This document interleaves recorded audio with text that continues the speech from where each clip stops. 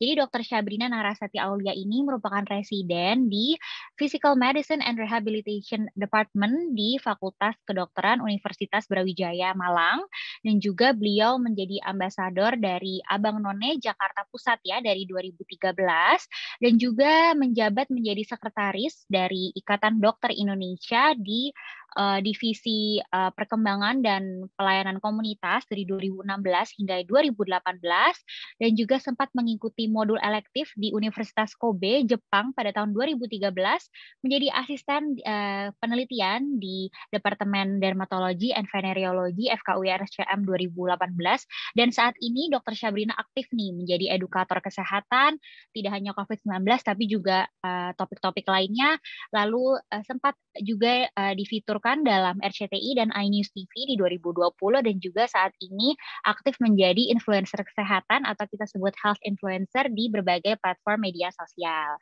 Baik, tanpa berlama-lama lagi, mungkin sahabat Permata udah pada nggak sabar nih dengerin paparan dari para expert speakers kita yang pastinya akan sangat bermanfaat dan bisa dibagikan ke teman-teman dan juga keluarga terdekat. Baik, untuk Dr. Syabrina, waktu dan layar saya persilakan, Dok.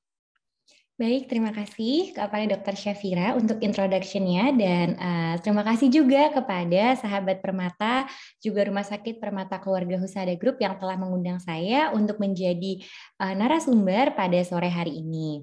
Oke, saya ingin menyapa dulu para sahabat Permata yang ada di sini.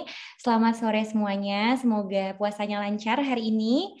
Nah, sekarang kita akan bahas nih topik hari ini tentang tetap sehat selama berpuasa di masa peralihan pandemi. Saya diberi waktu oleh panitia untuk presentasi sekitar 25 menit, nanti setelahnya kita akan tanya jawab. Sekarang kita akan membahas mengenai topik nih Ramadan Health Series. Jadi di bulan puasa ini kita tetap sehat, kita akan ngomongin sesuatu yang bermanfaat untuk kesehatan kita, di mana tetap sehat dan bugar dengan berolahraga di bulan Ramadan. Nah, sebenarnya kita sebelum mulai kita masuk dulu ya ke definisi apa itu sehat dan bugar. Jadi sehat itu adalah keadaan sehat baik secara fisik, mental, spiritual, maupun sosial, di mana seseorang itu memungkinkan untuk hidup secara produktif, secara sosial, maupun ekonomis. Ini kalau dari undang-undang di Indonesia. Sedangkan ini berdasarkan WHO, jadi kesehatan itu merupakan state of complete. Jadi status yang kita tuh secara komplit dari mulai fisik, mental, sosial, itu benar-benar semuanya sehat. Jadi nggak cuman kita sehat secara tubuh aja, nggak ada penyakit, tapi stres, tapi terus kemudian tidak bisa berinteraksi dengan orang, itu tidak bisa dikategorikan sehat. Nah, diharapannya dengan di puasa ini kita bisa tetap sehat dan juga bugar. Sedangkan kalau bugar ini maksudnya apa ya, Dok ya? Jadi bugar ini kemampuan tubuh untuk melakukan kegiatan sehari-hari dengan penuh energi. Jadi kita semangat, kita masih punya cadangan energi untuk habis olahraga, masih ada energi untuk masak. Kalau ibu-ibu nih masih ada waktu untuk ngurus anak, kerja. Jadi masih bisa kita memiliki cadangan-cadangan energi untuk melakukan kegiatan sehari-hari. Selain itu juga dapat menikmati waktu dan juga punya full of energi. Nah, bisa nggak ya kita tetap sehat dan bugar di bulan Ramadan ini? Tentunya insya Allah pasti bisa. Nah, kita akan bahas nih tentang latihan fisik. Tadi kan ditanya nih, boleh nggak ya olahraga di bulan Ramadan? Boleh nggak kita tetap olahraga? Karena kan puasa ya, nggak makan, nggak minum, dari sahur hingga nanti berbuka. Kita harus tahu dulu nih definisi latihan fisik atau olahraga. Jadi latihan fisik itu merupakan bentuk aktivitas yang terstruktur dengan melibatkan gerakan tubuh berulang-ulang guna meningkatkan kesehatan dan kebugaran jasmani. Jadi olahraga itu merupakan bentuk kegiatan yang terstruktur, bukan hanya menyapu, kemudian membersihkan kamar mandi, kemudian ngepel, itu tidak dianggap sebagai kegiatan latihan fisik karena harus terstruktur, terus kemudian juga harus berulang-ulang. Jadinya kita harus benar-benar distruktur untuk latihan fisiknya. Selanjutnya, nah ini sudahkah sahabat Permata beraktivitas fisik hari ini? Karena aktivitas fisik merupakan sebenarnya dilakukan bisa di mana saja ya, nggak harus di pusat kesehatan, bisa di rumah, di tempat kerja, di sekolah, di perjalanan, dan di tempat umum. Jadi sebenarnya banyak sekali tempat untuk kita latihan fisik. Mungkin sudah belum ini, sudah pada aktivitas fisik, mungkin bisa dijempol kalau sudah di bulan puasa ini. Kira-kira hari ini nih udah pada olahraga, ada yang mungkin sudah olahraga atau misalnya udah ada yang ngasih jempol ya. Wah, berarti keren nih, berarti sudah bisa mempraktekkan olahraga di bulan Ramadan ini. Nah, jadi latihan fisik ini tadi sudah ya yang berulang-ulang. Nah, kalau misalnya kita kurang latihan fisik, tentunya kita bisa kualitas fisiknya rendah, jadi mudah sakit, pegel-pegel, dan jadi kurang produktif. Jadi, dan ini beberapa manfaat latihan fisik. Jadi, latihan fisik di sini untuk mengendalikan berat badan, kemudian menurunkan risiko tulang keropos atau osteoporosis pada wanita terutama, kemudian mengendalikan kadar kolesterol, mengendalikan tekanan darah, mencegah diabetes atau kencing manis, meningkatkan daya tahan tubuh dan sistem kekebalan tubuh. Jadi sangat disayangkan kalau ini dilewati karena manfaatnya sangat banyak. Terus kemudian memperbaiki kelenturan sendi dan kekuatan otot, mengendalikan stres, memperbaiki postur tubuh, dan juga mengurangi kecemasan. Jadi karena latihan fisik ini terbukti mengeluarkan hormon-hormon bahagia dalam tubuh, jadi dikatakan habis olahraga tuh kita bahagia, dan bahkan ada yang jadi candu dengan olahraga. Jadi seperti naik sepeda, kemudian misalnya apapun aktivitas olahraganya itu, jadi kita jadi kepingin lagi kalau udah nyoba sekali. Jadi mengatasi kemageran olahraga, nanti insya Allah hormon-hormon bahagia itu akan keluar sehingga mudah cemas, stres itu akan hilang, dan kita dapat mencapai state dengan complete health, physical, mental being yang baik. Nah, ini juga psikologis ya. Jadi dengan dari penelitian-penelitian terbukti olahraga ini dapat meningkatkan rasa percaya diri, membangun rasa sportivitas, juga memupuk tanggung jawab. Dan di mana kita juga bisa untuk mengendalikan stres, meningkatkan kemampuan kita untuk beradaptasi di lingkungan yang baru, dan mengendalikan kecemasan maupun depresi. Dan fakta-fakta ini telah terbukti berdasarkan penelitian-penelitian yang ada. Terus ini untuk sosioekonomi juga. Jadi nggak cuma untuk tubuh kita loh, untuk keuangan nih kita juga terutama misalnya sudah berkeluarga. Nah, pastikan sekeluarga kalau bisa latihan fisik secara rutin karena terbukti untuk menghemat sosioekonomi. Kenapa? Karena meningkatkan produktivitas. Dengan berolahraga kita lebih produktif, kerjanya produktif, melakukan pekerjaan rumah produktif, melakukan misalnya kita sebagai ibu rumah tangga, sebagai juga pekerja, itu akan lebih produktif. Menurunkan biaya pengobatan tentunya karena mencegah lebih baik daripada mengobati. Jadi dengan latihan fisik maka akan menurunkan biaya-biaya pengobatan dan juga menurunkan angka absensi kerja kalau dari penelitian yang ada. Wah, sangat banyak ya. Nah, ini juga ini beberapa contoh manfaatnya yang langsung kalau kita habis olahraga nih, immediate effect. Jadi habis olahraga kita pasti tidurnya lebih nyenyak. Kita lagi jadi lebih nggak stres dan tekanan darah lebih oke, lebih bagus. Kemudian long term-nya yang memang harus dirutinkan, kesehatan otak. Jadi untuk nanti jangka panjangnya saat kita tua nanti nggak lebih mudah mengalami penyakit-penyakit degeneratif seperti Alzheimer, pikun, seperti itu. Kemudian kesehatan jantung, mencegah kanker, berat badannya bisa dijaga dengan stabil, kemudian kekuatan otot, dan juga balance dan coordination, keseimbangan dan koordinasi. Nah, untuk anak-anak juga bermanfaat banget loh ternyata. Jadi di sini mungkin yang ayah bunda yang sudah ayah bunda bisa diajak juga anaknya untuk melakukan aktivitas fisik karena bermanfaat untuk academic performance-nya mereka, fitness, cardiometabolic health, kemudian jantung parunya, dan juga nanti saat dewasa. Ini biasanya ibu-ibu sama bapak-bapak ini pingin anaknya itu pintar ya, jadi makanya itu latihan fisik ya. Terus kemudian, nah selanjutnya Latihan fisik itu yang paling baik itu adalah yang dengan baik, benar, terukur, dan teratur. Nah, ini maksudnya bagaimana? Jadi latihan fisik yang baik itu adalah latihan fisik yang disesuaikan dengan kondisi fisik dan kemampuan. Jadi sehat, aman, nyaman, tidak rawan cedera, dan juga pastikan menggunakan pakaian dan sepatu yang nyaman. Kemudian selanjutnya adalah latihan fisik yang benar. Nah, ini latihan fisik yang dilakukan itu bertahap. Jadi benarnya itu bagaimana?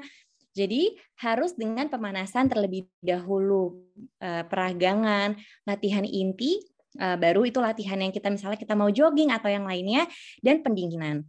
Selain itu juga harus terukur. Jadi harus mengukur intensitas dan waktu latihan.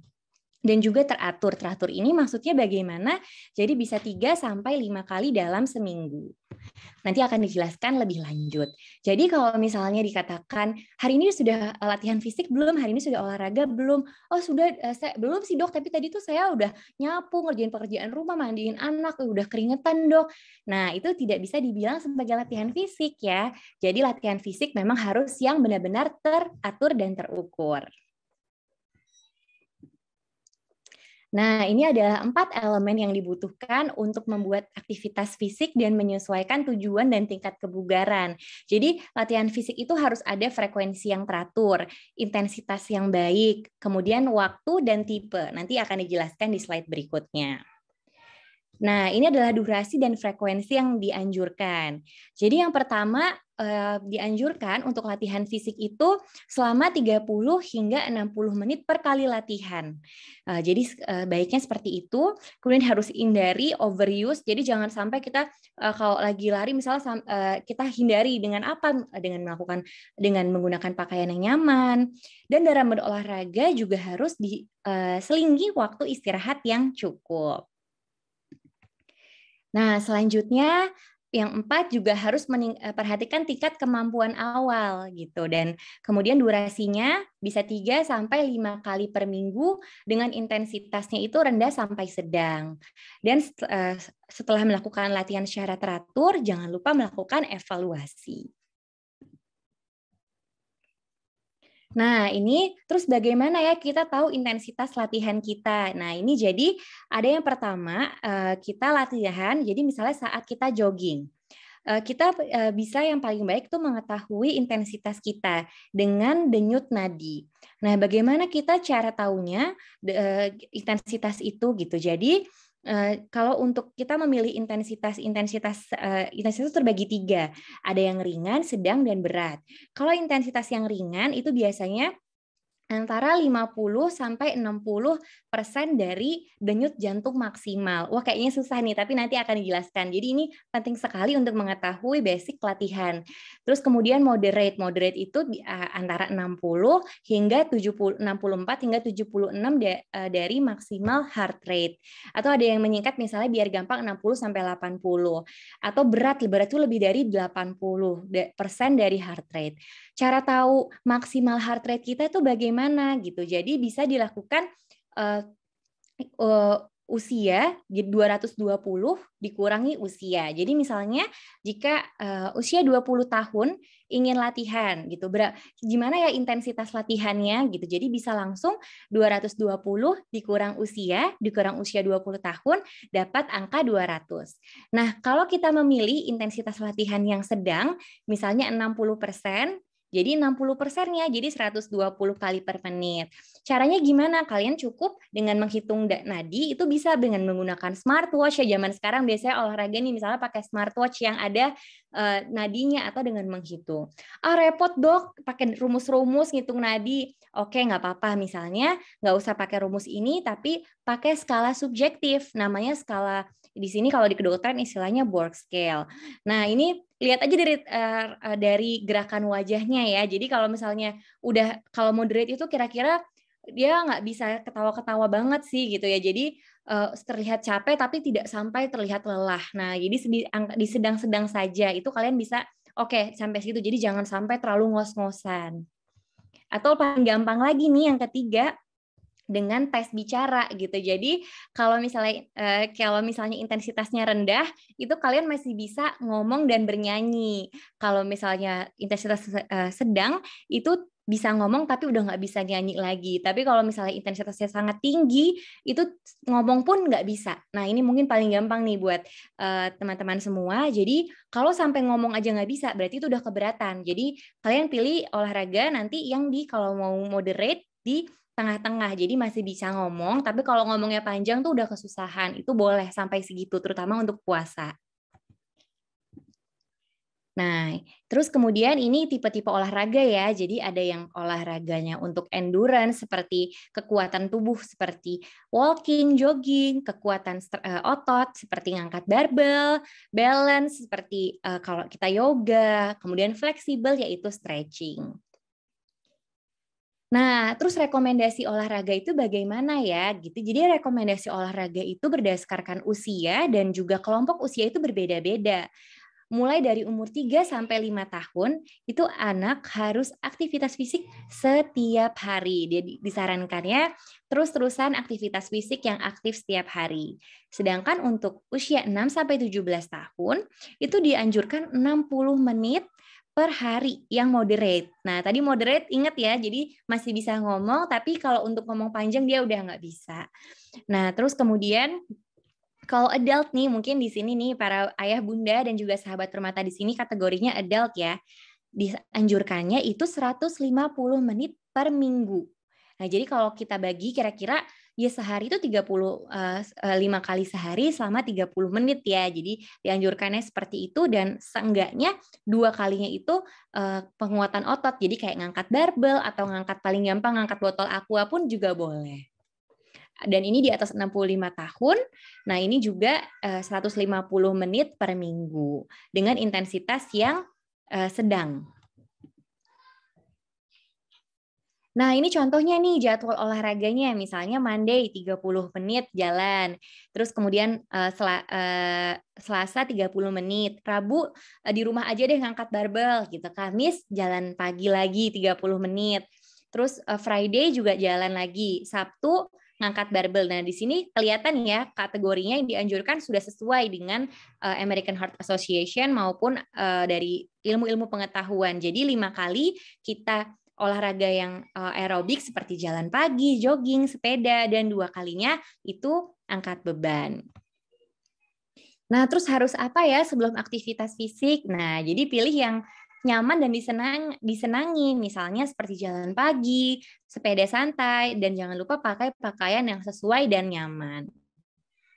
Selanjutnya juga harus bervariasi ya, biar nggak bosan, atau dipilih yang paling sahabat permata suka aktivitas fisiknya itu seperti apa. Dan hindari aktivitas fisik saat perut kenyang atau setelah makan langsung aktivitas fisik, itu lebih baik dihindari. Nah, terus sekarang kita masuk nih olahraga selama puasa, itu boleh nggak ya? Tentunya sangat dianjurkan karena bertujuan untuk memelihara tubuh agar sehat dan bugar. Nah, pilihnya yang low impact, 60% hingga 80%. 3-5 kali dalam seminggu dan durasinya kan tadi boleh 30-60 menit. Dipilihlah sekitar 30 menit, jangan lama-lama kalau lagi puasa.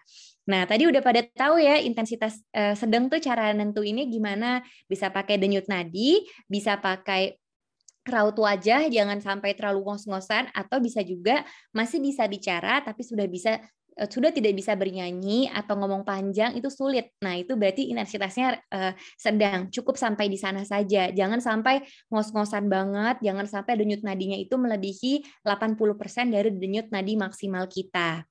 Dilakukannya saat menjelang buka puasa, usai sholat tarawih atau menjelang sahur lebih baik. Nah, namun kemudian kalau udah ngerasa ada gelap, kunang-kunang, itu harus kita tahu ya harus berhenti.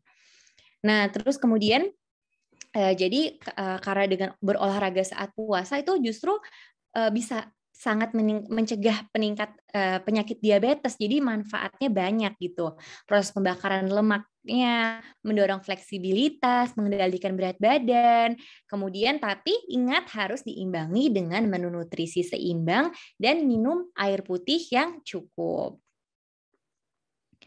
Nah, kemudian juga ini tips-tips lainnya. Jadi perhatikan waktu olahraga ya. Jadi tadi sudah dibilang misalnya menjelang buka puasa. Jadi misalnya setengah jam sampai 1 jam menjelang buka puasa, terus kemudian 1 sampai 2 jam setelah berbuka juga boleh nih, misalnya setelah taraweh gitu ya. Mungkin kalau waktunya terlalu mepet gitu. Terus kemudian jangan lupa jeda 2 jam. Jadi kalau misalnya habis taraweh, ini kan udah malam nih, tetap dijeda dulu. Jadi habis makan, olahraga sama tidurnya jangan terlalu mepet, tetap harus dikasih jarak. Nah, jadi paling oke itu olahraga memang misalnya pagi hari nih pas belum sahur, terus kemudian pas menjelang waktu berbuka atau setelah berbuka. Namun tetap ingat kalau lagi puasa gini cukup 30 menit aja dengan intensitas yang rendah dan sampai sedang dan dilakukan persiapan secara matang. Dan juga harus atur waktu istirahat kita. Konsumsi makanan yang baik dan juga jangan lupa minum air putih yang cukup. Nah, terus olahraganya apa ya, Dok? Yang ringan aja ya. Jadi misalnya seperti jalan cepat, bersepeda, atau latihan kekuatan. Tadi kayak ngangkat barbel, plank, itu juga boleh dilakukan. Dan jangan lupa tadi udah disinggung juga, jangan lupa lakukan pemanasan dan juga pendinginan karena ini sangat bermanfaat ya untuk memperlambat heart rate kita, kemudian stretching. Nah, terus kapan ya kita harus berhenti olahraga? Jadi harus berhenti olahraga kalau rasanya nggak nyaman di dada, sesak napas, pusing, nyeri punggung, demam, kemudian bengkak atau nyeri sendi, kemudian misalnya ada kelelahan. Nah, ini juga tadi penting banget. Misalnya kita tidak mampu berbicara dengan orang lain selama olahraga, berarti itu tandanya sudah benar-benar intensitasnya sangat amat tinggi. Nah, ini tadi ya NEPA. Jadi kalau nyapu jadi dihitung nggak ya 150 menit per minggu? Sayangnya belum dihitung karena tidak terstruktur, tidak melibatkan otot-otot besar dan kegiatannya tidak berulang dan juga kita nggak ngatur intensitasnya. Jadi non-exercise physical activity merupakan aktivitas berintensitas rendah yang tidak diatur, seperti berjalan, menari, memasak, berkebun. Yang itu memang kegiatan sehari-hari kita. Jadi walaupun misalnya ibu-ibu udah nyapu, udah ngepel, udah gendong anak, itu belum termasuk exercise gitu. Oh ya udah berarti nggak penting ya berarti. Oh enggak, tetap penting. Karena apa? Karena NEPA ini memiliki banyak manfaat seperti menurunkan risiko serangan jantung dan stroke, menurunkan risiko kematian oleh penyebab apapun, dan menurunkan kadar kolesterol dan memperbaiki kendali gula darah. Nah, ini untuk anak-anak ya. Jadi rekomendasinya di sini harus anak-anak itu harus aktif. Kita di sini dikatakan dari AHA usia 3 sampai 5 tahun paling enggak tuh 3 jam per harinya itu main. Jadi dia itu harus active play gitu. Terus kemudian juga di sini usia 6 sampai 17 tahun paling tidak 60 menit per hari.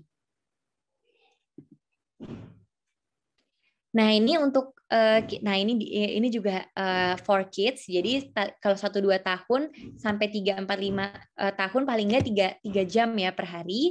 School age children tadi 1 jam.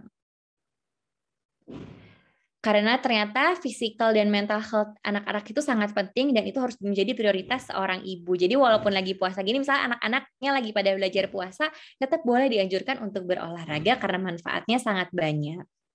Nah, jangan lupa juga terapkan pola hidup sehat. Jadi harus tetap olahraga, makan sayur, makan buah, tidur tepat waktu, kemudian minum air putih, makan teratur, harus kurangi gula, dan harus menerapkan kebiasaan pola hidup dan sehat.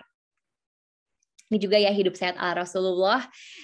Ini saya tambahkan untuk mengimbangi dengan aktivitas fisik yang cukup. Jadi tetap konsumsi makanan yang tentunya halal, nggak berlebih-lebihan tuh saat buka, saat sahur.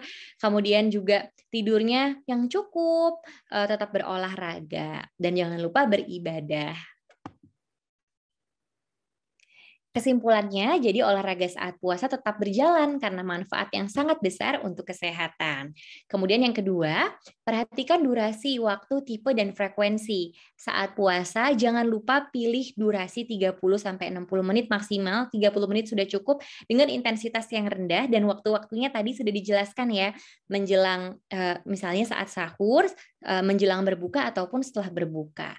Dan perhatikan langkah-langkah persiapan olahraga dan tips-tipsnya serta menerapkan pola hidup sehat dan bersih. Baik, terima kasih atas kesempatannya. Mungkin sekian presentasi dari saya. Wassalamualaikum warahmatullahi wabarakatuh. Waalaikumsalam warahmatullahi wabarakatuh. Wah, terima kasih banyak kepada Dr. Syabrina Narasati atas pemaparannya yang luar biasa dan sangat lengkap ya tadi sahabat permata.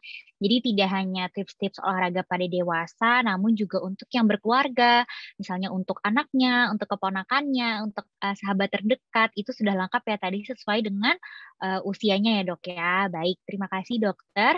Nah selanjutnya nih sahabat permata, kita lihat nih di kolom chat luar biasa antusiasmenya nih dari sahabat permata banyak sekali pertanyaannya yang mau ditanyakan nih. Namun sebelum kita ke sesi talk show atau nanti ada sesi diskusi tanya jawab bersama Dr. Syabrina, saya mewakili Rumah Sakit Permata Keluarga Husada Group izin untuk menampilkan sedikit paparan dari Rumah Sakit Permata. Baik, sudah terlihat ya.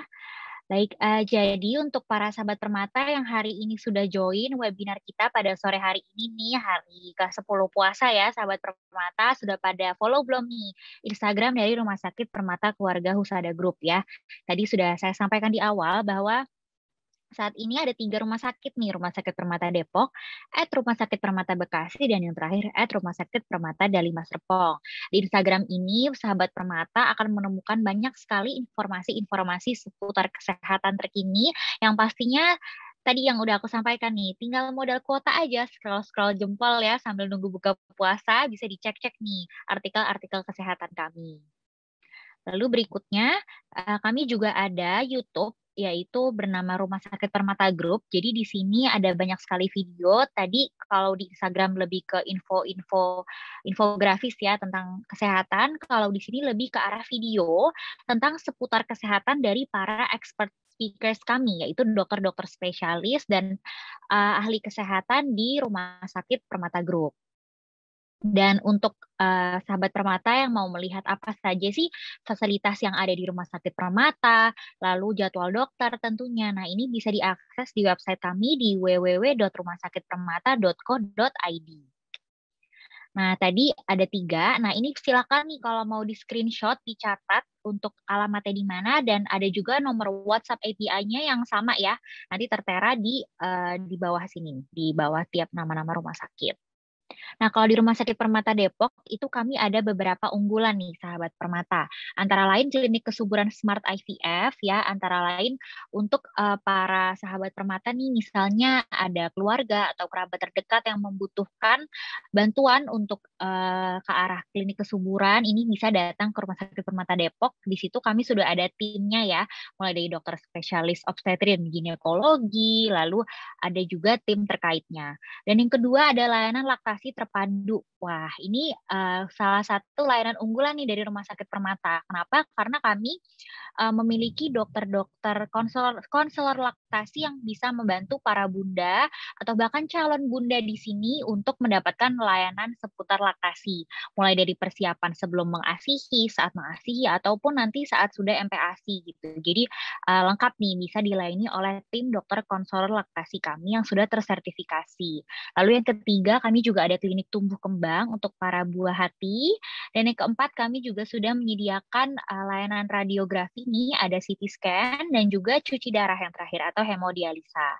Nah, ini jangan lupa di-follow untuk Instagramnya dan dicatat nih nomor WhatsApp API-nya. Nah, ini adalah fasilitas di Rumah Sakit Permata Depok. Ini yang kanan atas adalah salah satu contoh dari ruang rawat inap kami, ini yang VVIP. Lalu ini adalah taman bermain. Jadi kalau para moms di sini datang ke poliklinik kami terutama ini di bagian anak dan juga di bagian konsul laktasi, misalnya nih mau konsul untuk adiknya, nah kakaknya bisa bermain di sini nih. Tapi tentunya juga tetap aman dan nyaman ya untuk bepergian ke Rumah Sakit Permata dan tentunya sudah ada zoning-zoning dari mana pasien-pasien yang infeksi maupun yang non-infeksi itu sudah ada protokolnya. Nah, ini contoh dari foto poliklinik laktasi dan tadi ada CT scan ya, sahabat Permata. Nah, untuk poliklinik spesialis lainnya kami juga sudah lengkap nih sahabat Permata mulai dari penyakit dalam, anak, kandungan, bedah umum, urologi, ortopedi, jantung, psikiatri, mata dan sebagainya tidak saya sebutkan satu persatu. Untuk info lebih lanjut bisa hubungi di nomor WhatsApp API kami. Nah, selanjutnya Rumah Sakit Permata Bekasi ini di Jalan Legenda Raya nomor 9 di Mustika Jaya ya. Cukup strategis untuk kawasan Bekasi dengan layanan unggulannya ada juga layanan laktasi terpadu. Jadi kami satu grup tapi ada yang cabang Bekasi. Lalu ada juga layanan inseminasi, tumbuh kembang, hemodialisa dan pusat layanan kecelakaan kerja. Seperti kita tahu bahwa di sekitar Bekasi situ banyak sekali area-area penduduk dengan beberapa pekerjaan terkait yang bisa dilayani di Rumah Sakit Permata Bekasi.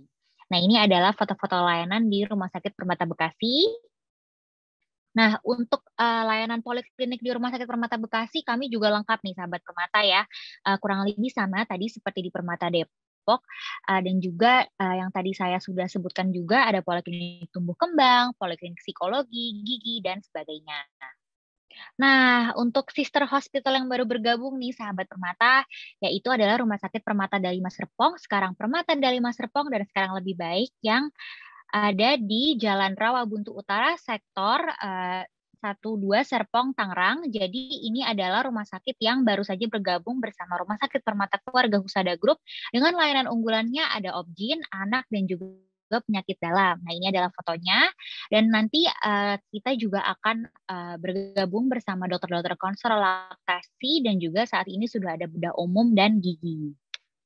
Nah, untuk sahabat Permata yang mungkin sekarang masih di masa pandemi dan masih kadang misalnya lebih nyaman dari rumah atau misalnya tidak sempat untuk datang ke rumah sakit tapi mau konsul sama dokter-dokter terbaik kami, maka bisa melakukan layanan telemedicine atau konsultasi secara daring dengan dokter-dokter kami dengan mendaftar terlebih dahulu ke WhatsApp number kami.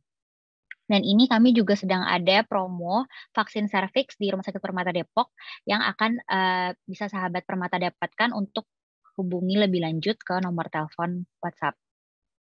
Lalu berikutnya ada juga nih tes kepribadian online ya, yang sekarang bisa bermanfaat untuk banyak hal, misalnya sebelum bekerja, atau untuk sebelum masuk sekolah untuk para anak-anak, atau misalnya premarital counseling sebelum menikah, dan sebagainya.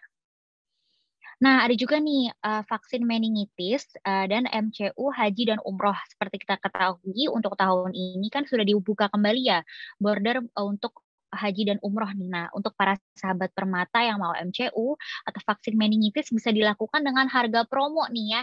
Lumayan banget nih promonya dari Rumah Sakit Permata Depok dengan bisa dibaca sendiri ya untuk beberapa pemeriksaannya meliputi apa aja dan silakan di screenshot nanti bisa ditunjukkan ke bagian WhatsApp API kami. Nah, ada juga nih promo di Rumah Sakit Permata Bekasi dari lab-nya dengan harga 75.000 saja bisa mendapatkan ini semua nih. Lalu ada juga paket MCU atau medical check up ya di Rumah Sakit Permata Bekasi. Dengan ini bisa dibaca apa saja yang terdapat di situ. Lalu di Permata Bekasi ini selain tadi kan ada 3 nih yang awal, tapi ada juga yang lebih advance ya. Misalnya ada yang dengan paket treadmill, paket lengkap seperti itu. Nah, sekarang juga mungkin para bunda di sini yang punya bayi bisa melakukan pelayanan pijat bayi nih dengan para ahli kesehatan kami di Rumah Sakit Permata Dalima Serpong setiap hari Senin dan Kamis dari pukul 9 hingga pukul 1 siang. Dan juga di Dalima Serpong dengan dokter obgyn terbaik kami bisa ada paket USG kehamilan dengan harga promo dan sudah bisa persalinan SC atau seksio sesarian dengan metode ERAS yang mungkin sahabat permata sudah pada tahu nih kalau rasa sakitnya itu akan cepat pulih ya dibanding metode yang reguler, lalu lama perawatannya juga lebih pendek, bisa rawat gabungan bayi dan juga nanti ada layanan potret bayi premium. Nah, ini promo persalinan SC dari Rumah Sakit Permata Dali Serpong. Dan juga promo Permata nih, Rumah Sakit Permata Dali Serpong saat ini sedang ada promo karena ceritanya opening launching nih, promo launching itu ada free konsultasi online via WhatsApp dari pukul 8 pagi hingga pukul 4 sore. Nah, info lebih lanjut bisa hubungi dulu ya. Oke, nah tadi saya lihat di kolom chat nih Sahabat Permata.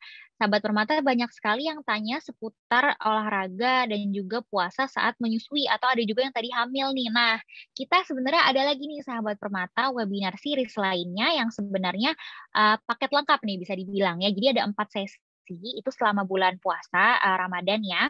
Bulan April ini, yang sesi pertama itu sudah dilakukan dengan Dr. Alvira, spesialis penyakit dalam tentang kiat sehat diabetes selama berpuasa. Nanti sebenarnya rekaman ulangnya itu bisa sahabat Permata tonton di YouTube kami, di tadi ya, Rumah Sakit Permata Group bisa di-search di YouTube, lalu bisa nanti sahabat Permata akses dari sana free ya. Lalu yang kedua, Sabtu ini itu dengan para ahli gizi kami nih persiapan nih terutama untuk para bunda yang mau masak-masak nih untuk berbuka, untuk sahur, untuk nanti mungkin persiapan lebaran. Nah, yang bagus seperti apa sih itu bisa sahabat Permata saksikan di webinar 16 April Sabtu ini.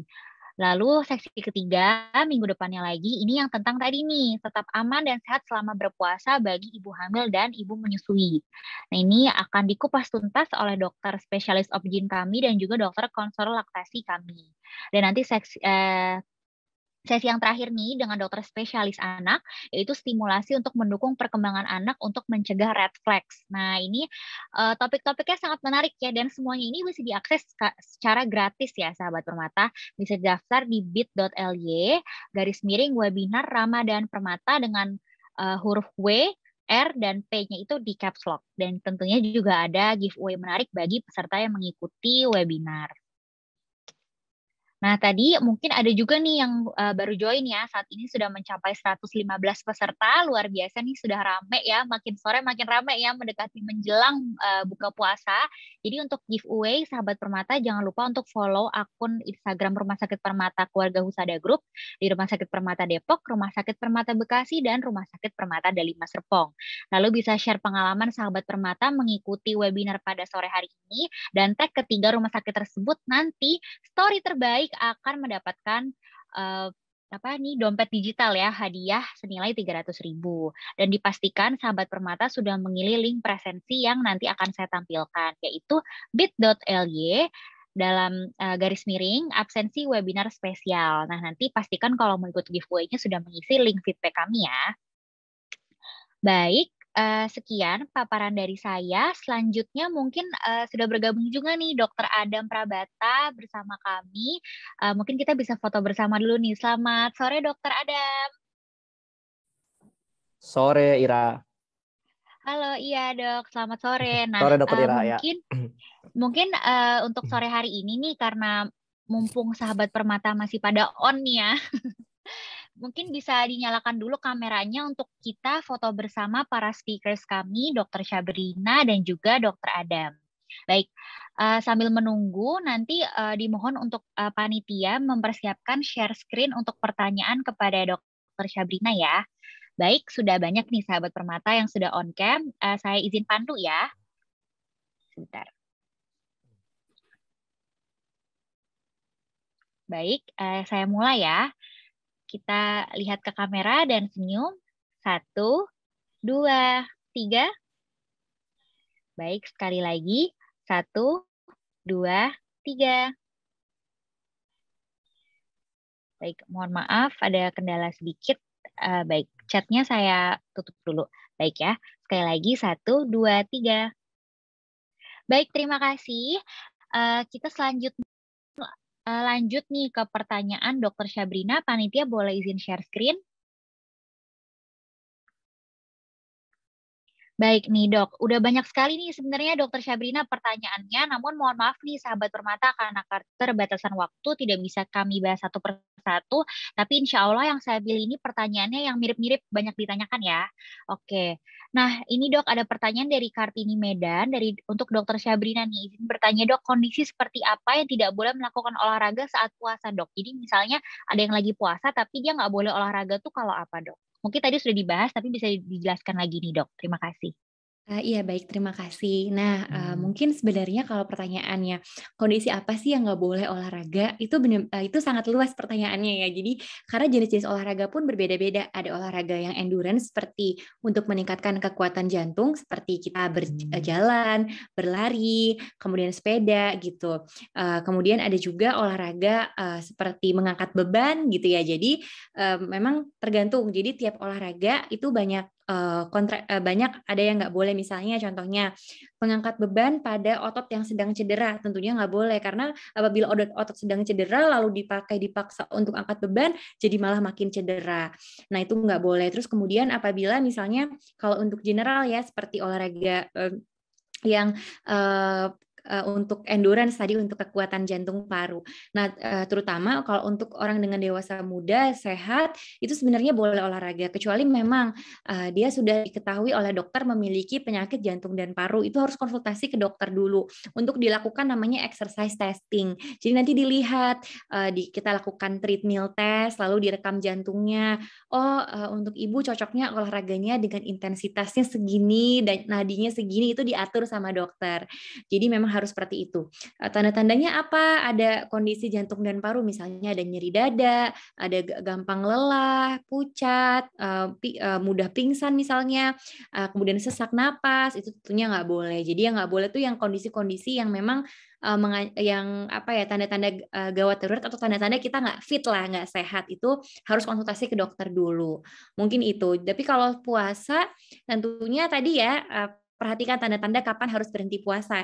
Maksudnya kapan harus berhenti olahraga saat puasa itu harus diperhatikan. Kalau kalian tanda-tanda dehidrasi ataupun ada tanda-tanda seperti nyeri dada, kelelahan, itu harus berhenti. Mungkin itu jawabannya. Baik, terima kasih Dokter Syabrina. Panitia boleh izin share screen kembali. Tadi ada pertanyaan dok berikutnya. Tadi jenis olahraga itu mungkin tadi sudah dibahas ya dok. Mungkin yang mau ditanya nih dok, boleh next lagi panitia mengenai ini nih dok. Yang kalimat kedua dok. Namun jika berolahraga khawatir terjadi dehidrasi juga dok. Jadi solusinya seperti apa nih dok? Takutnya kan nggak bisa minum nih dok, tapi khawatir dehidrasi. Nah itu tipsnya gimana dok? Iya, tips yang paling penting adalah waktunya, pemilihan waktunya saat sahur, 1 jam menjelang berbuka ataupun setelah berbuka, tapi tetap 1 jam sebelum tidur dan 1 jam setelah makan. Nah, jadi mungkin Tidur. sekitar habis tarawih itu ya, sebelum habis tarawih olahraga, mungkin sejam kemudian baru tidur gitu ya. Caranya gimana? Jadi harus dipatuhi tadi prinsip-prinsipnya. Jadi harus cukup minum air putih, tentunya walaupun puasa tetap diminum air putihnya 2 liter per hari harus terjaga. Dan intensitasnya cukup yang rendah. Jadi tadi kalau misalnya intensitas itu penting banget. Jadi makanya kenapa tadi saya jelaskan agak lama. Jadi teman-teman semua harus bisa mengukur intensitas latihan.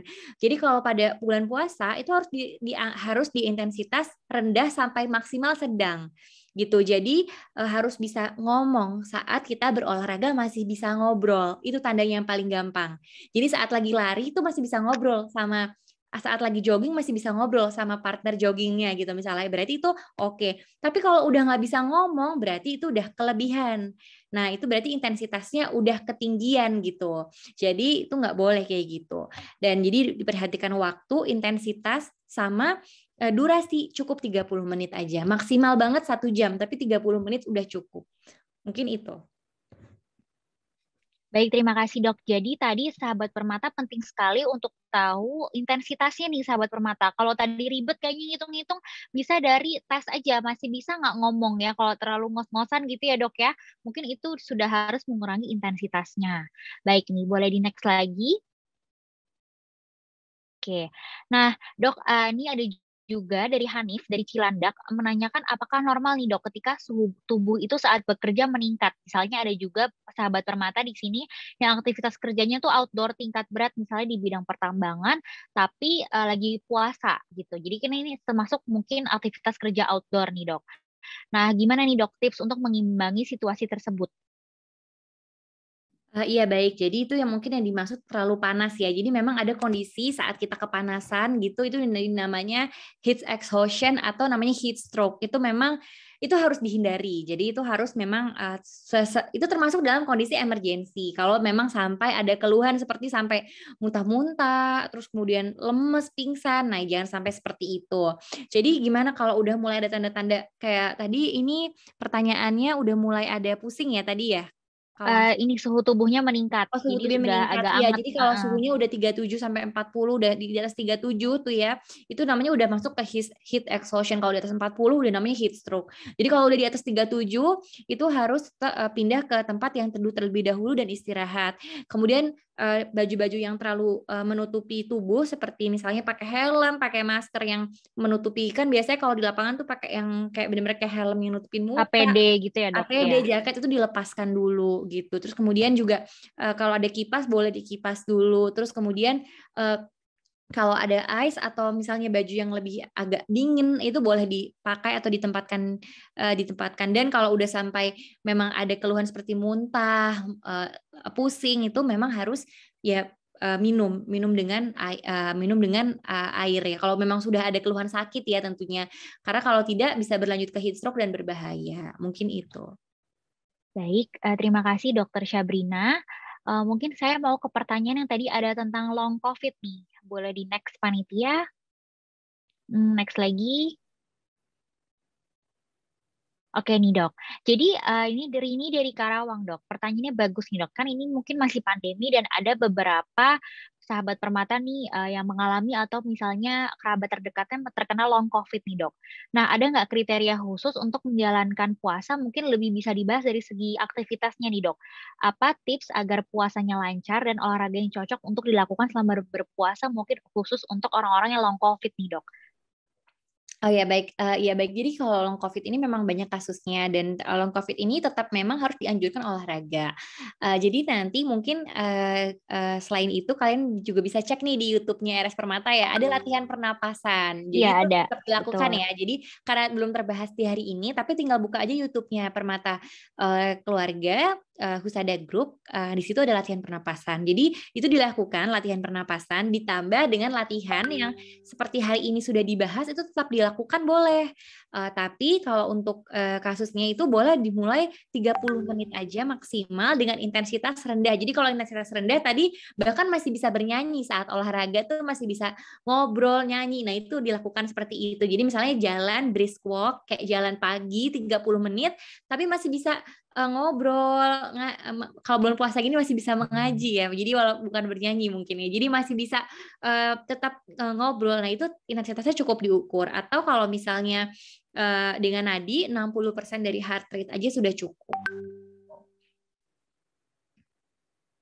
Baik, terima kasih Dokter Syabrina atas penjelasannya. Jadi sahabat permata tadi bisa nonton videonya, itu langsung bisa praktek ya dok ya, mengenai latihan pernapasan parunya seperti apa.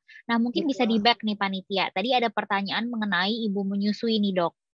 Jadi ada Feni nih dok dari Bandar Lampung, ada nggak sih dok latihan fisik yang dianjurkan untuk ibu menyusui? Apakah ada perbedaan sama mungkin orang dewasa yang tidak menyusui nih dok?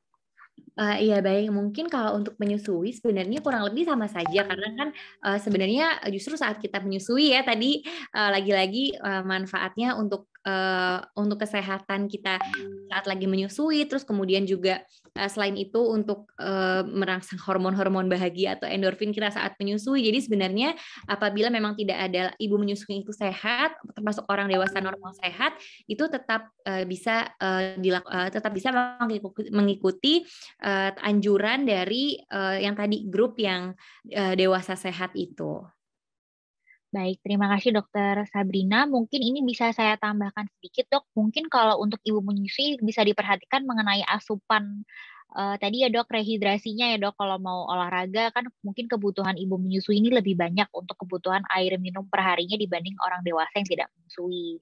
Oh Gitu. iya baik, itu tambahannya Dokter Ira. Terima kasih. Baik, terima kasih dokter. Nah, ini maaf banget nih sahabat Permata, sebenarnya masih seru banget nih pertanyaannya, tapi mungkin kita bisa sisa sekitar 1 sampai 2 pertanyaan lagi 3 menit terakhir. Saya lihat di sini sudah ada yang raise hand dari tadi. Nah, tapi tadi sudah lower hand lagi untuk sahabat Permata. Mungkin kalau mau ada yang raise hand, silakan open mic nanti di panitia open mic, lalu bisa nanya langsung ke dokter Syabrina ya. Baik, silakan dari Anda. Panitia boleh silakan di-unmute ya. Silakan Anda. Iya, Atas halo, nama selamat Anda. sore Dokter Sabrina. Terima kasih kesempatannya. Ini dok, saya mau nanya. Kan saya terbiasa olahraga high intensive interval training nih dok.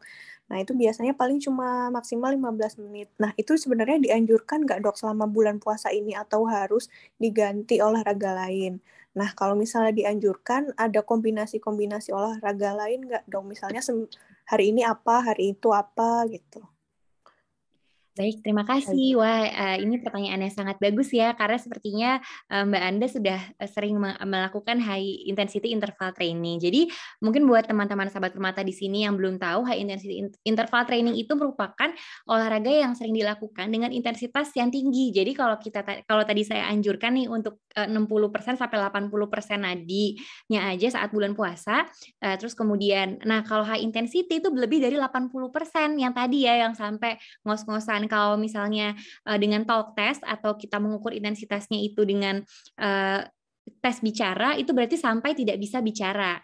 Nah, high intensity interval training ini bermanfaat untuk tubuh karena memiliki banyak manfaatnya, menghemat waktu, tapi tetap terus mendapatkan manfaat. Namun harus perlu dihati-hati, biasanya high intensity interval training ini mungkin tidak semua orang bisa melakukannya, harus sudah yang terlatih dan terbiasa, tidak dianjurkan untuk orang tua ataupun pemula. Nah, untuk yang terbiasa melakukan high intensity interval training, sebenarnya boleh saja dilakukan saat bulan puasa. Tapi memang berarti waktu baiknya itu di waktu yang memang sudah tidak puasa ya, Mbak ya. Jadi misalnya yang setelah berbuka tadi itu, pastikan cairan cukup dan juga harus diseringi dengan tentunya lebih baik diselingi dengan olahraga yang lain seperti yang angkat beban tadi 2 kali seminggu. Jadi sebenarnya kalau memang sudah terbiasa boleh, tapi mungkin waktunya itu harus yang dipilih lebih baik setelah berbuka.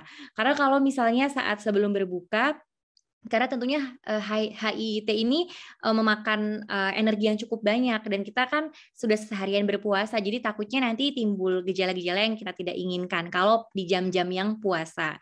Dan juga kalau misalnya setelah sahur nih misalnya, itu juga nanti tidak disarankan juga kalau setelah sahur, karena nanti energinya terlalu habis dipakai, sedangkan puasa kan masih panjang. Jadi jika di jam-jam puasa itu pilihlah olahraga intensitasnya yang maksimal itu di sedang dengan durasi 30 menit, tapi jika memang dilakukannya itu setelah buka puasa itu boleh. Baik, wah penjelasannya mudah-mudahan jelas ya kepada Mbak Anda tadi. Mungkin Mbak Anda ini salah satu contoh dari sahabat Permata yang sudah memang rutin dan rajin olahraga nih.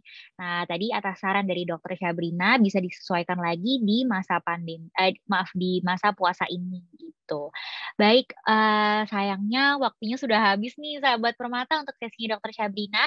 Tapi tenang aja sahabat Permata, kalau misalnya nanti sahabat Permata ada input atau masih ada yang ingin ditanyakan, bisa ditulis ya di feedback link kami. Nanti mungkin kalau ada kesempatan kita bisa ajak Dokter Syabrina untuk bikin video untuk para sahabat Permata.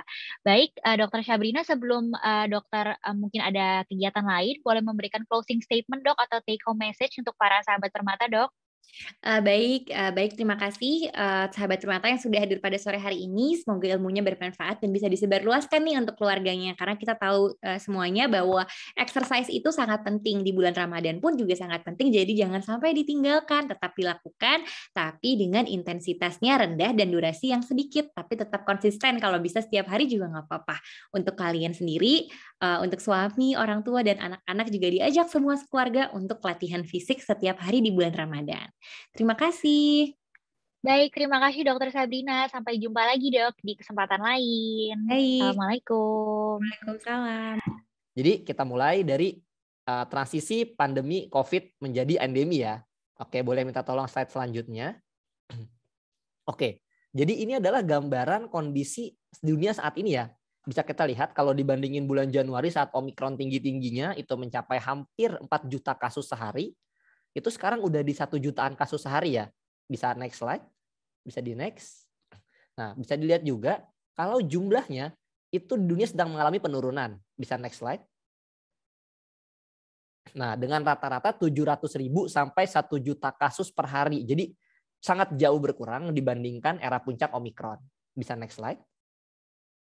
Nah, saat ini nih, mungkin kita sering dengar ya, lihat berita ada negara-negara yang tidak mewajibkan penduduknya bermasker lagi. Udah nggak perlu prokes, semuanya udah longgar. Contohnya nih, bisa next slide. Udah ada 43 negara, bahkan CDC di Amerika Serikat itu menyebut nggak perlu lagi pakai masker di daerah-daerah yang tingkat penularan COVID-nya rendah atau sedang. Bahkan negara-negara Eropa udah banyak, seperti misalnya Belanda, di Jerman, kemudian di UK juga udah ada beberapa daerah atau negara yang sudah bebas dari masker. Bisa next slide. Nah, tapi ada negara yang seperti itu, ada negara juga yang ternyata kasusnya masih tinggi. Misalnya Jepang. Jepang sampai detik ini kita ngobrol, ini turis asingnya masih belum bisa masuk. Kemudian baru banget beberapa hari lalu di Tiongkok, itu lockdown masih terjadi. Bahkan warga-warga tuh sampai, terutama di Shanghai, itu sampai frustasi dan marah. Di Hong Kong, angka kematiannya masih tinggi. Bahkan ada berita jenazahnya menumpuk hingga pakai peti mati dari kardus. Jadi bisa kita lihat ada dua sisi yang berbeda nih di seluruh dunia. Ada yang udah baik-baik saja nampaknya, udah nggak pakai masker, ada yang masih ketat. Gimana di Indonesia? Bisa next slide. Nah, ini situasi terakhir. Kalau untuk update yang paling baru, itu kasusnya sudah turun, bahkan sudah mencapai hampir 1.000 kasus per hari. Jadi turunnya udah cukup jauh ya, dari kemarin sempat sampai 60 ribuan kasus ya. Oke, bisa next slide. Nah, sebelum kita bahas apakah sudah masuk pandemi atau endemi, di sini saya akan menjelaskan dulu nih, bedanya apa sih si endemi, epidemi, pandemi, dan lain-lain itu. Jadi endemi itu adalah suatu kondisi di mana penyakitnya sebenarnya ada. Jadi COVID-nya masih ada, misalnya di Indonesia, tapi angkanya tetap. Dan bisa diprediksi, misalnya kurang lebih 100 kasus setiap bulan misalnya. Itu konstan segitu-segitu aja. Nah, berikutnya habis epidemi, endemik naiknya tuh ke outbreak. Outbreak tuh di mana tiba-tiba, misalnya biasanya 100 kasus setiap bulan, tiba-tiba jadi 1.000. Kan tinggi banget. Berikutnya epidemik. Epidemik itu si outbreak-nya, yang tadi peningkatan kasusnya itu meluas di banyak negara. Kalau udah pandemik, itu udah di seluruh dunia udah kena. Jadi sebenarnya dari pandemik menuju endemik, kita turun dulu beberapa tahapan. Jadi nggak langsung loncat gitu aja sebenarnya. Nah, kemudian kita masuk ke tadi ada yang nanya juga kan syaratnya seperti apa nih? Boleh next slide, tolong. Nah, ini dia nih. Kalau dari Kementerian Kesehatan, syarat pandemi menjadi endemi yang pertama, laju penularan virus atau R0-nya kurang dari 1, angka positivity rate-nya kurang dari 5%, perawatan rumah sakit kurang dari 5%, fatality rate kurang dari 5%, dan level PPKM berada pada transmisi lokal di level tingkat 1. Kalau kita ngelihatnya, apa nih ribet banget, ada 5 kan banyak banget.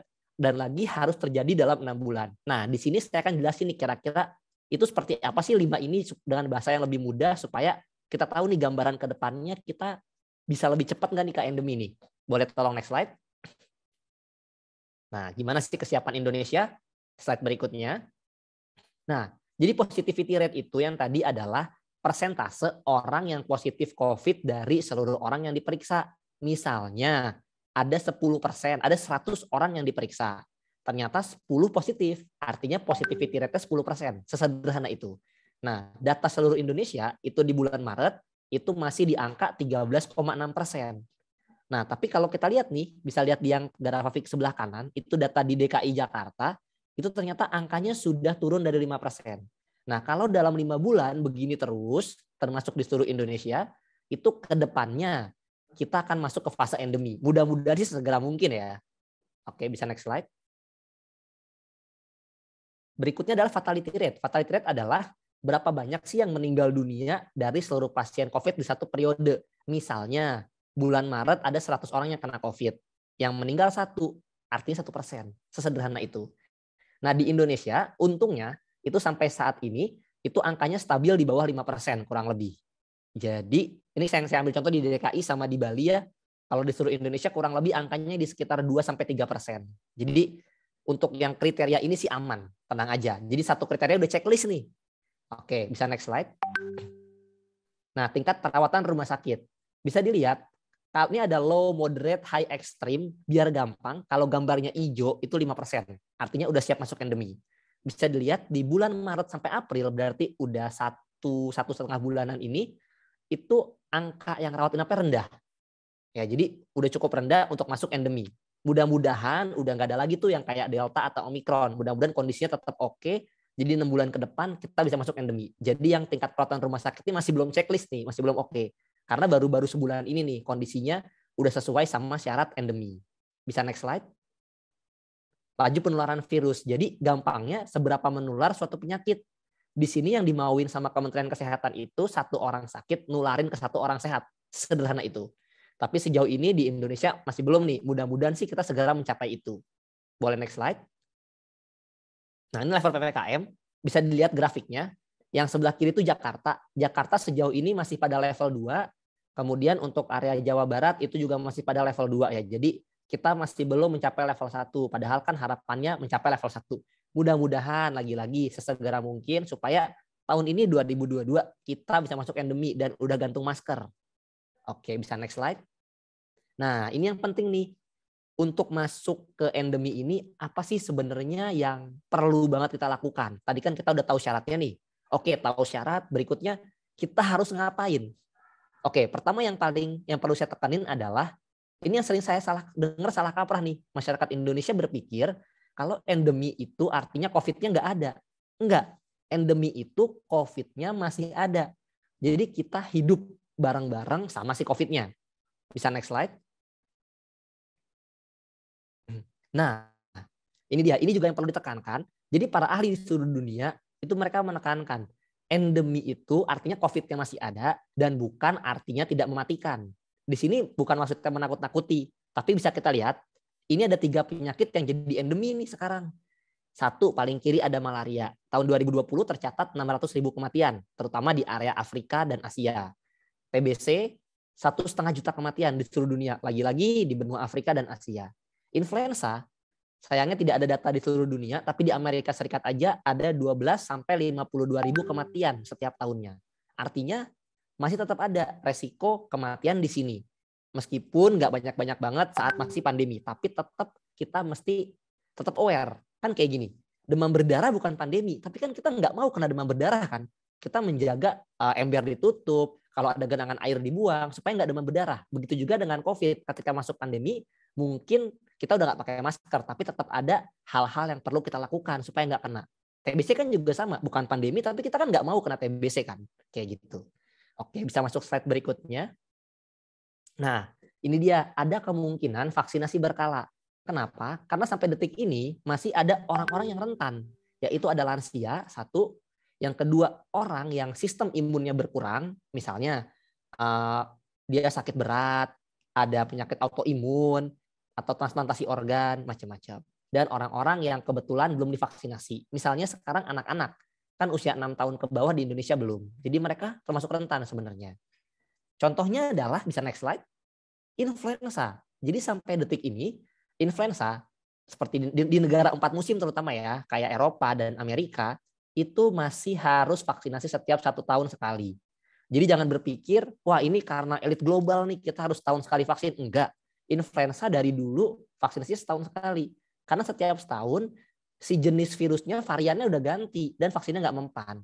Apakah COVID seperti itu? Kita nggak tahu. Tapi ada kemungkinan ke depannya untuk kelompok-kelompok yang rentan, itu bisa mungkin setahun, 2 tahun sekali akan divaksinasi. Mudah-mudahan sih enggak, tapi ya, ini baru prediksi. Oke, next slide. Nah, ini juga mengingatkan karena mungkin tahu ya, influenza tuh sempat pandemi tahun 100 tahun lalu, itu yang sering muncul di berita. Tapi tahu nggak sih kalian kalau ternyata sejak 100 tahun lalu itu pandeminya udah 5 kali. Tahun 1918, tahun 57, 68, 77, dan 2009. Jadi pandeminya sebenarnya berkali-kali. Dan yang mudah-mudahan sih COVID nggak sampai seperti itu ya, tapi ada potensi seperti itu. Jadi tetap perlu waspada sebenarnya, meskipun nanti kita masuk ke fase endemi. Nah, berikutnya, slide selanjutnya yang mesti kita lakukan adalah, next slide, ini dia. Ini adalah vaksinasi. Di Indonesia, sejauh ini cakupan vaksinasinya yang 1 kali vaksin itu sekitar 70-an%. Yang sudah 2 dosis itu 58%. Sudah lebih dari separuh. Applause buat Indonesia. Begitunya untuk booster itu sudah hampir 10%. Jadi kita sebenarnya masih kalau dibandingin sama negara-negara yang suka gini nih orang-orang nih, itu saya ngelihat Liga Inggris atau Liga Spanyol orangnya nggak pakai masker, Liga Italia yang nonton udah nggak pakai masker. Iya, coba kalian bandingin berapa cakupan vaksinasinya dibandingin sama Indonesia. Nah, jadi sebenarnya kenapa negara-negara tersebut bisa lebih rileks itu karena cakupan vaksinasi mereka lebih oke. Jadi di sini yang bisa kita lakukan adalah mengejar vaksinasinya. Kalau belum divaksin segera divaksin, kalau belum booster dan sudah waktunya lebih baik di booster. Bisa next slide. Nah, slide sebelumnya, nah ini dia cakupan vaksin negara lain ya. Ini saya bandingin sama negara-negara yang mungkin kita lihat suka kalau nonton bola udah nggak pakai masker kayak Italia, kayak Inggris, Perancis.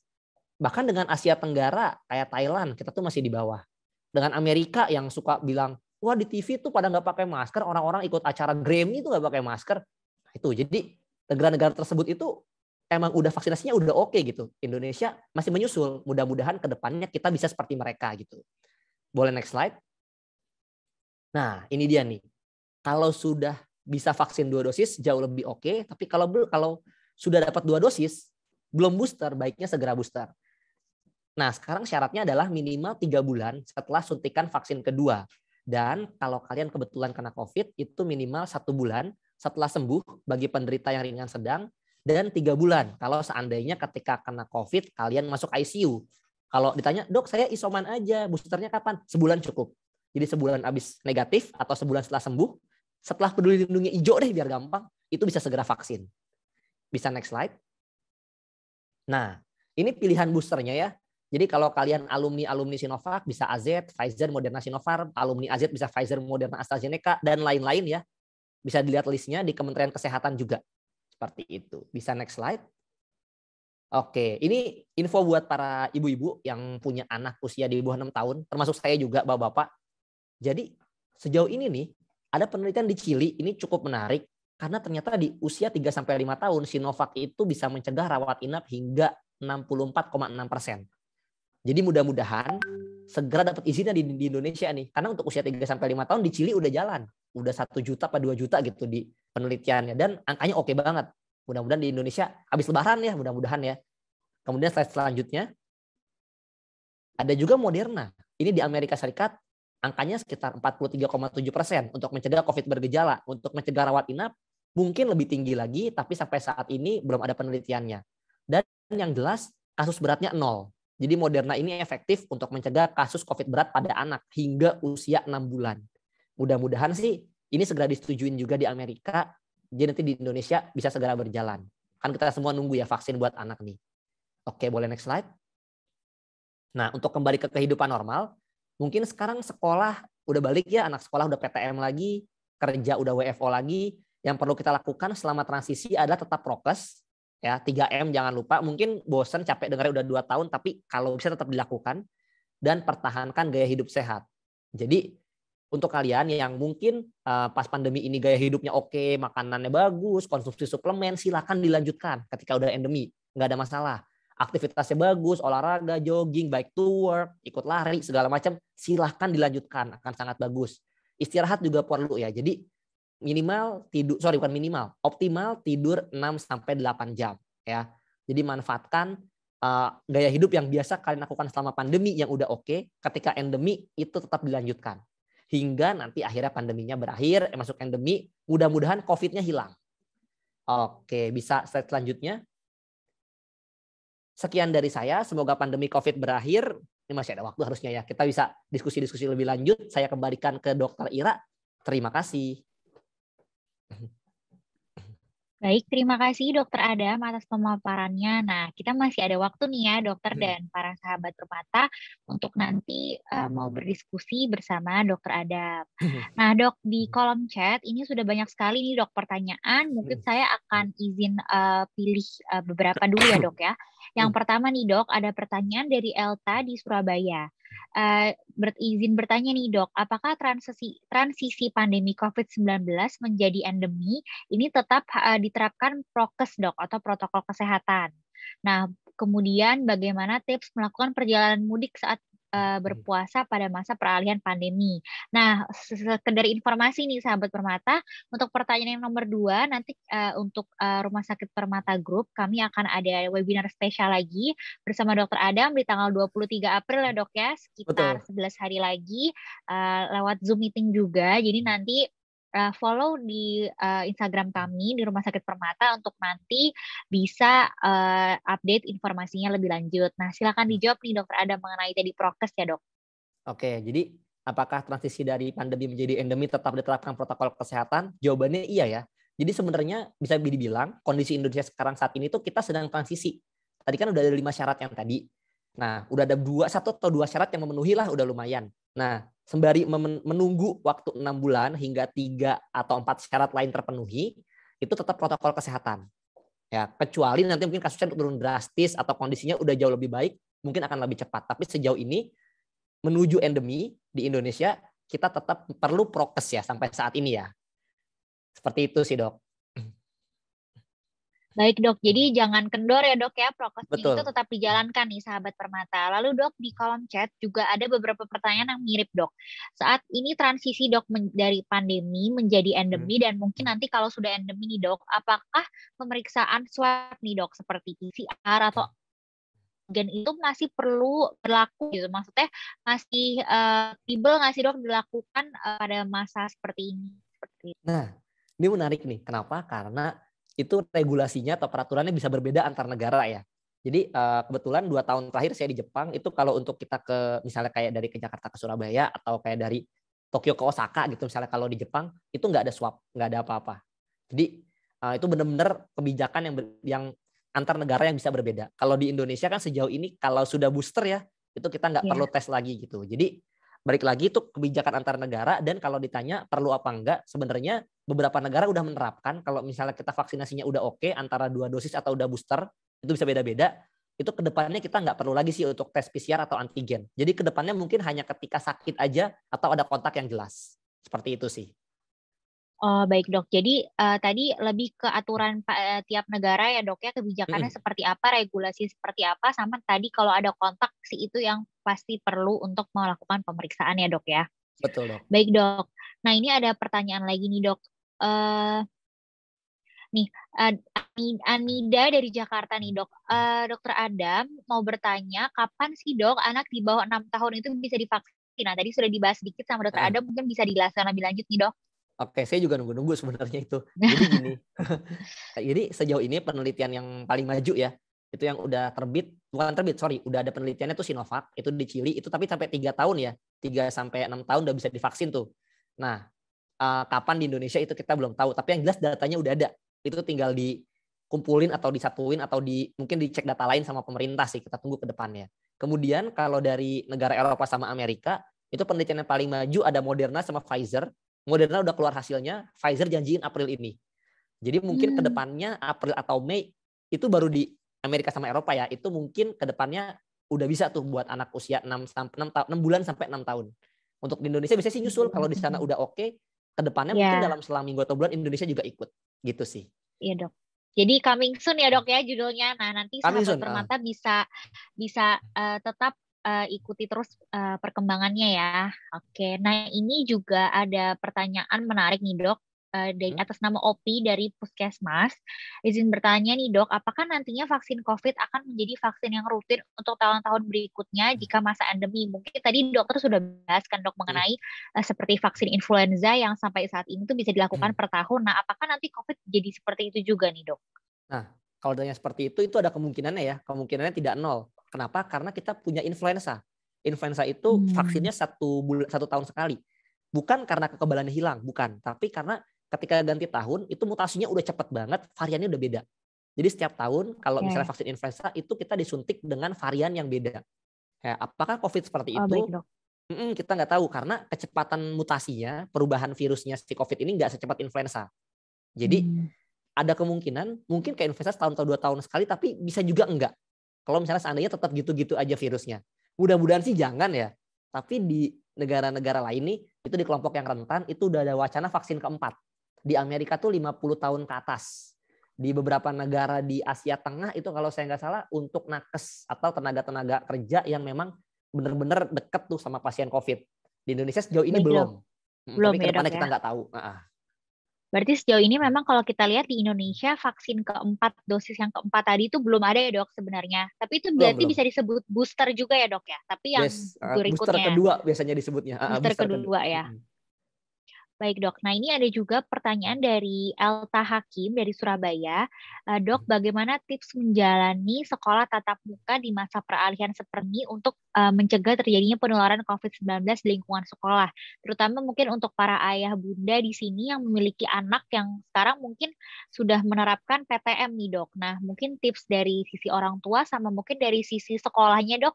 Kalau mau melaksanakan PTM tuh baiknya seperti apa sih, Dok? Karena kalau saya lihat nih, Dok, setahu saya kalau di luar negeri kan ada juga yang mereka misalnya pakai sistem bubble, jadi anaknya ketemu dia lagi, jadi per kelompok. Nah, kalau dari dokter sendiri nih, Dok, penjelasannya seperti apa? Silakan, Dok. Oke, terima kasih banyak nih untuk Kak Elta, pertanyaannya nih, bahas ini bisa sejam 2 jam sendiri sebenarnya. Jadi Iya, Dok, panjang ya, Dok, ya. Panjang, jadi kayak saya pernah ngisi buat sekolah tuh bisa 1 atau 2 jam buat bahas ini doang. Jadi kalau kita bahas ininya aja, yang simpelnya aja ya. Jadi yang pertama itu kalau buat dari anak-anak, kalau buat orang tua sendiri ya, kalau misalnya ada kesempatan buat milih sekolah yang prokesnya oke, itu paling pertama banget. Karena kita mulai saringannya dari awal. Tapi kalau udah terlanjur, misalnya udah masuk di sekolah tertentu gitu, terus gimana cara buat menindaklanjutinya? Yang pertama itu tanaminnya dari anaknya dulu untuk para orang tua. Jadi kenalkan anaknya untuk prokes, terus bener-bener diajarin, kayak misalnya kalau teman kamu buka masker, kamu jangan ikutan. Itu paling penting. Karena biasanya kan anak ada yang lepas masker terus tuker-tukeran masker gitu. Jadi jangan dilakukan. Jadi prokesnya benar-benar diajarin dengan baik, dari cuci tangan, kemudian buat maskernya juga. Nah, kemudian untuk pihak sekolahnya itu kalau bisa diinfokan, misalnya bisa ajak ngobrol, mungkin ada pertemuan orang tua guru dan murid gitu. Orang tua murid dan guru maksud saya. Kalau ada pertemuan seperti itu bisa diinfokan ke guru atau staf sekolahnya tentang banyak hal sih, terutama paling utama tuh kalau di banyak negara, saya rasa sih di Indonesia udah ada beberapa sekolah yang menerapkan itu ventilasi. Kenapa? Karena kalau misalnya di sekolah itu jaga jarak, pakai masker, tapi ventilasinya nggak oke, sama aja, nular-nular juga. Jadi penting banget buat di sekolah itu ventilasi. Jadi pastiin di sekolah-sekolah tempat anak-anak kalian ventilasinya oke. Ventilasi oke artinya apa? Jendelanya kebuka, pintunya kebuka. Udah, sesederhana itu. Kalau misalnya sekolahnya ada di gedung yang tinggi atau gimana, pastiin ada sirkulasi udara yang muter dari udara dalam ruangan keluar ruangan. Kemudian pastiin di sekolah itu protokol kesehatannya berjalan dengan ketat. Ya, jadi kurang lebih seperti itu. Sebenarnya banyak perintilan lain. Satu lagi vaksinasi. Pastiin guru dan staf sekolahnya semua udah divaksin. Dan kalau bisa anak yang udah 6 tahun ke atas udah divaksinasi semuanya. Paling sih seperti itu. Jadi kalau mau bahas detail sih banyak ya. Ada yang mungkin cari sistem bubble, tapi kan itu nggak semua sekolah bisa ya, Dokter Ira ya. Kayak misalnya ketemunya itu terus, gurunya itu terus gitu. Itu ada yang seperti itu. Bisa juga dengan sistem kalau misalnya sakit, sekecil apapun sakitnya itu nggak boleh masuk sekolah. Itu ada yang seperti itu. Jadi perintilannya banyak banget, tapi kurang lebih seperti yang tadi sih. Prokesnya jalan dari orang tua ke anaknya tahu. Terus kemudian yang kedua, dari orang tua juga, sebagai orang tua kita nyampein ke sekolah, pastiin kondisinya oke, terutama ventilasi dan prokesnya. Yang ketiga vaksinasi. Seperti itu sih Dokter Ira kurang lebih. Baik, terima kasih Dokter Adam. Nah, ini dicatat ya untuk para orang tua dengan anak usia sekolah, kalau misalnya mempertimbangkan anaknya kembali sekolah PTM ya, tatap muka, itu bisa dipertimbangkan hal tadi yang sudah dijelaskan oleh Dokter Adam. Nah, ada juga nih, Dok, pertanyaan mengenai sholat taraweh nih, Dok. Nah, ini kan lagi bulan Ramadan, dan seperti kita tahu bahwa tempat ibadah seperti masjid itu sudah banyak yang dibuka untuk melakukan sholat berjamaah ya, Dok ya. Nah, ini Sumiati dari Serang bertanya, Dok, izin bertanya kalau ketika tarawih di masjid sedang ada yang flu, terus misalnya besoknya di komunitas tersebut misalnya ada yang flu juga. Nah, itu kemungkinan besar tertular nggak sih, Dok? Gimana sih cara meningkatkan imunitas? Nah, mungkin dokter juga bisa jelaskan dari segi prokesnya kalau mau beribadah di masjid gitu, Dok. Silakan, Dok. Oke, ya ini menarik banget ya. Jadi yang paling pertama itu kalau buat ibadah itu setahu saya sih masjid-masjid sekarang udah masih ada, udah rata-rata ya udah pada nggak jaga jarak lagi sih ya. Kalau tarawih ya, saya nggak tahu sih di daerah lain, tapi di tempat saya semua di tahun ini, mulai tahun ini tuh udah nggak pada jaga jarak Ya, lagi. di dekat rumah saya juga sih, Dok, nggak jaga jarak, tapi memang pada maskeran sih, Dok. Nah, bener tuh. Jadi gini, paling gampang kalau misalnya kalian masuk ke masjid, pasti pakai masker ya, pakai masker, cuci tangan. Nah, cara menjaganya itu udah di luar prokes sih, udah di luar konteks prokes sih. Paling strategi bisa dilakuin karena kan udah tahu nih kita 3M, semua udah ngelakuin. Kalau sebelah kalian atau 2 orang dari kalian itu nggak pakai masker, mending pindah tempat. Paling gampang sih kayak gitu. Kenapa? Karena tetap walaupun kita pakai masker, itu kan ada jaga jarak. Yang idealnya sebenarnya 1,8 meter atau 2 meter. Di Indonesia tuh masih 1 meter ya, tapi kalau bisa 2 meter akan lebih baik.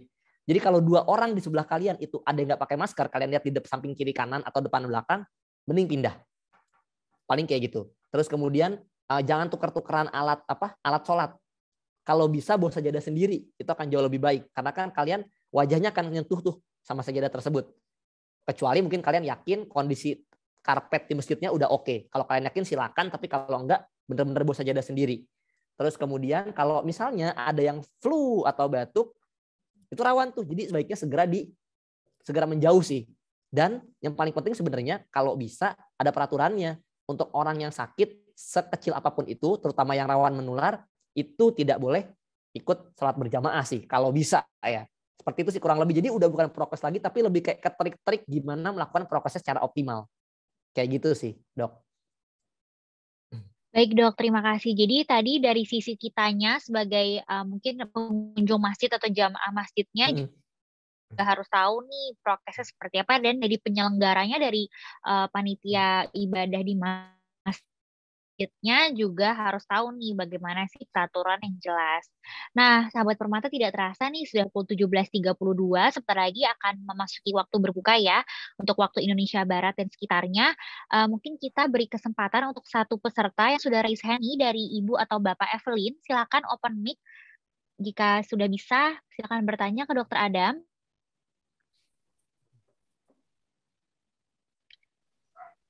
Ya, untuk Evelyn, ya silakan, Bu.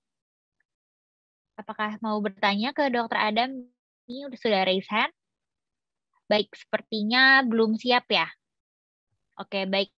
Untuk sahabat Permata, jika ada yang mau bertanya langsung dengan open mic ke Dr. Adam, itu bisa ya. Kita beri satu kesempatan untuk raise hand.